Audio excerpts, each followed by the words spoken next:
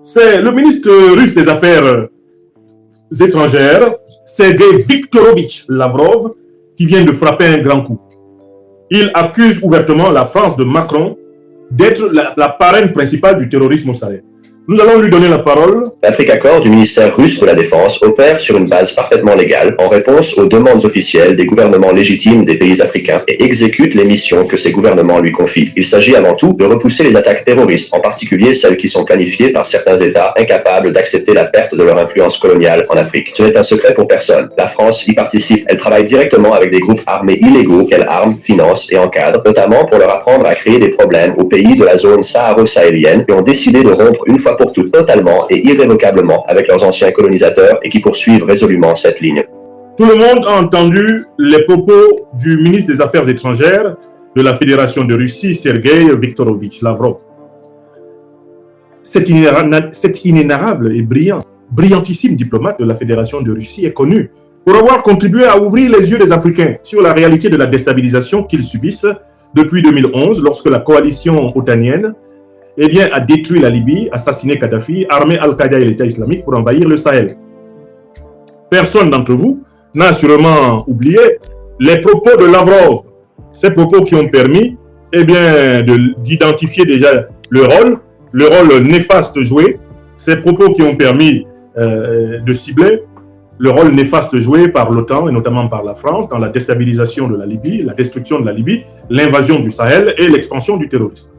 Oui, Lavrov est celui qui a ouvert une lucarne magnifique lorsqu'il a révélé que, en 2013, lorsque la France se préparait, soi-disant, à intervenir ici au Mali pour combattre ce qu'on appelait abusivement alors les djihadistes, le ministre français des Affaires étrangères d'alors, Laurent Fabius, avait approché le ministre russe des Affaires étrangères, qui était déjà Sergei Lavrov, pour lui demander que la Russie ne s'oppose point au veto, n'oppose point un veto à l'ONU à l'intervention militaire de la France au Mali.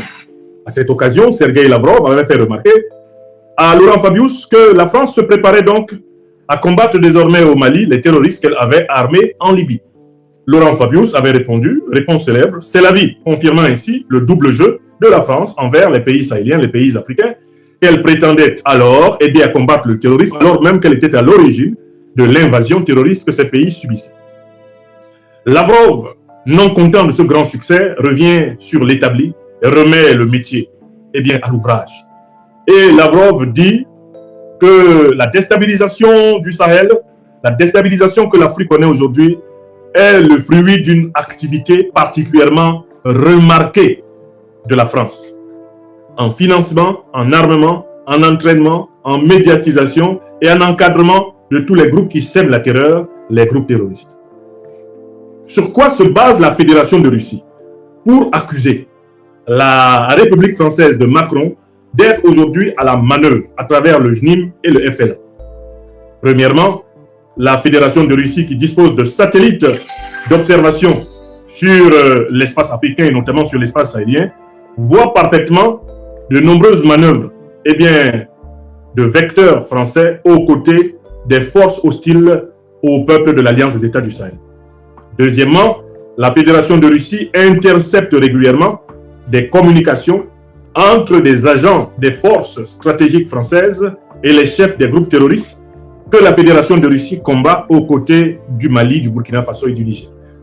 Troisième catégorie de preuves, la Fédération de Russie dispose elle aussi des aveux des mercenaires terroristes du néocolonialisme français appréhendés sur le terrain, qui, en passant aux aveux, avouent l'encadrement ukrainien et l'encadrement français comme étant le summum de leur encadrement dans la déstabilisation de la zone sahario-sahélienne.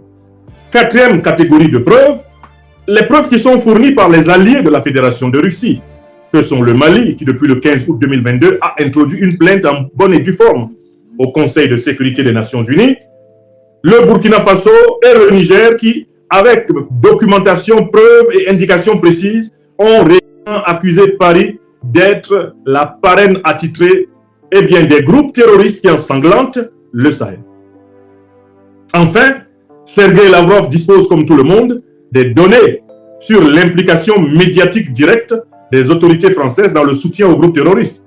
Tout le monde sait que la France est aujourd'hui le plus grand pourvoyeur de relais médiatiques, de plateformes médiatiques, des groupes terroristes qui sévissent au Sahel. France 24, RFI, TV5, Jeune Afrique, l'AFP et toute la nébuleuse des journaux parisiens qui reproduisent aveuglément le narratif sorti de l'Élysée et du Quai d'Orsay, tous ces gens-là, eh bien, ont offert les médias d'État français aux chefs des groupes terroristes qui ensanglantent l'Afrique depuis plusieurs années. Ils ont même tenté de leur donner une allure de Zorro, de justicier, une allure de serviteur de cause noble, à l'instar du journal Le Monde, qui a cru bon de réaliser toute une bande dessinée pour donner à Iyad Agali des allures d'aigle de justice, de chevalier de bienfaisance, alors qu'il s'agit d'un des plus abjects et misérables criminels que la sous-région africaine ait jamais connu. Donc, c'est sur la base de ces choses-là que s'exprime Sergueï Lavrov. Pourquoi est-ce que je vous en parle? Non pas pour vous dire qu'on a inventé la glace, le rôle de la France dans la déstabilisation de la Libye, de la déstabilisation du Sahel, a été reconnu par Emmanuel Macron lui-même dans la célèbre interview accordée au Figaro en juin 2017 où il a dit « Nous, Français, avons eu tort de faire la guerre contre la Libye, car il en a résulté partout des États sahéliens faillis et des groupes terroristes qui prospèrent. » L'un des tout premiers à avoir reconnu que la France est responsable de la déstabilisation terroriste de l'Afrique, c'est Macron lui-même, quand il avait encore tout son cerveau. Donc, si j'en parle ce soir, ce n'est pas parce que je voudrais vous apprendre quelque chose de nouveau, ça nous le savons déjà, et je l'ai amplement établi dans l'ouvrage majeur de l'année 2025 que j'ai produit, l'impérial terroriste. Mais j'en parle pour dire que maintenant que les autorités de la Fédération de Russie, membres du Conseil permanent de sécurité des Nations Unies, affirment avec preuve, affirment de manière frontale, face to face, que la France de Macron est à la manœuvre pour le terrorisme en Afrique en général, au Sahel en particulier, il serait temps que la Russie et la Chine acceptent de se coaliser fortement pour imposer ce débat à l'intérieur du Conseil de sécurité et s'opposer par tous les moyens possibles à ce que Paris, Washington et Londres ne bottent cette question en touche. À tout le moins.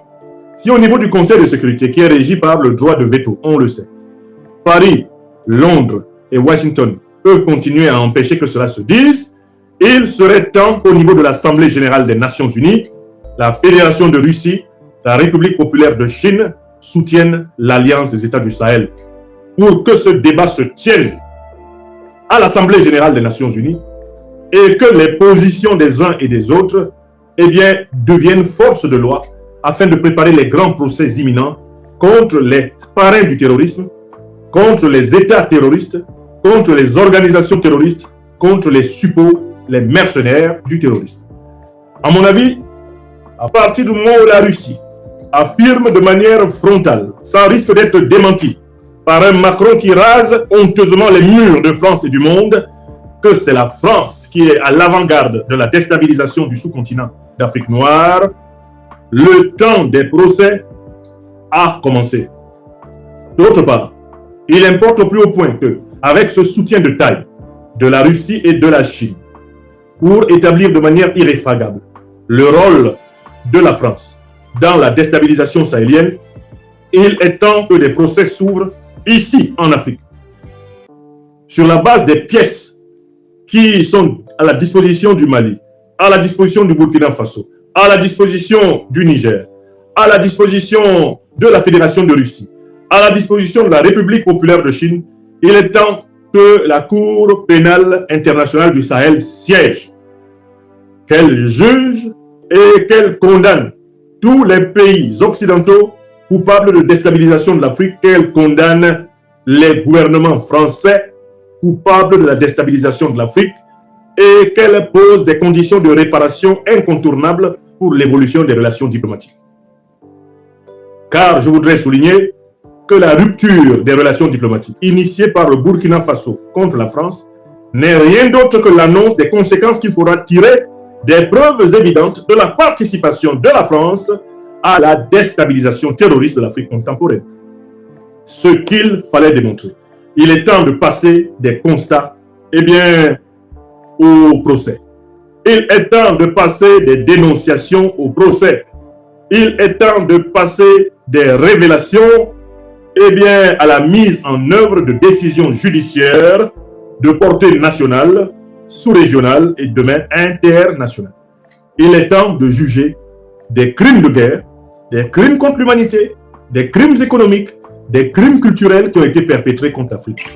Nous n'avons plus une seule excuse pour remettre aux générations futures la responsabilité d'en juger, de les condamner, d'en évaluer et d'en exiger les réparations.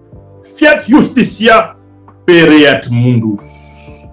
Que la justice soit, juste pour cela le monde en péril, parce que de toutes les façons, le Tout-Puissant n'a pas créé l'humanité sans oublier d'avoir pour elle un projet. Celui d'une vie humaine accomplie qui se prolonge dans les sphères et les mondes supérieurs de la vie. Il est hors de question que l'humanité se contente de patauger dans l'injustice au motif qu'on ne peut pas faire mieux. Si nous prenons l'habitude de considérer que l'injustice est normale, nous renonçons par là même à ce que veut pour nous celui qui nous a créés, afin qu'en sa ressemblance, nous participions au fil des siècles, des millénaires et des millions d'années à des formes de plus en plus magnifiques, merveilleuses de vie. Voilà ce que je voulais, pour ma part, clairement faire remarquer ici. On ne peut pas continuer à dénoncer ces choses-là. Il est temps de tirer des conséquences judiciaires fermes.